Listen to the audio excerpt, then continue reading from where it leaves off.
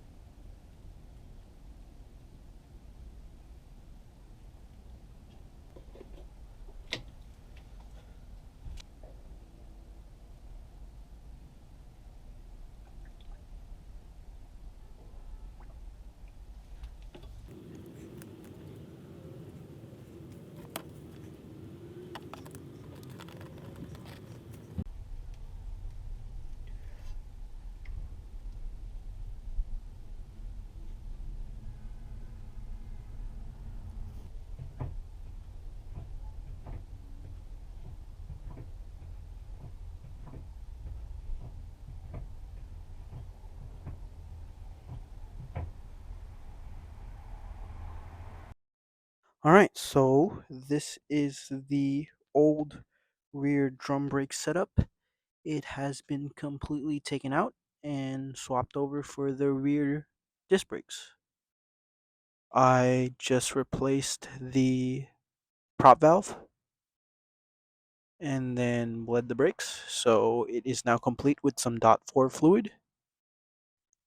So this is the complete rear disc conversion setup and how it looks like, and as well as with the new trailing arm bushing and the new toe arm. You can see right there on the bottom. There we go. So yeah, that's pretty much it. Let me go and show the other side. Boom, the other side.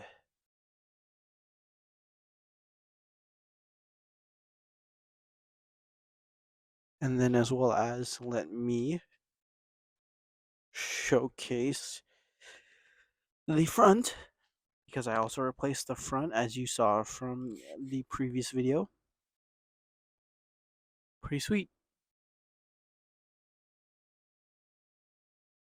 Well, that is pretty much it for the video. Thank you for watching, and I hope you enjoyed seeing me do the rear disc conversion on my Civic.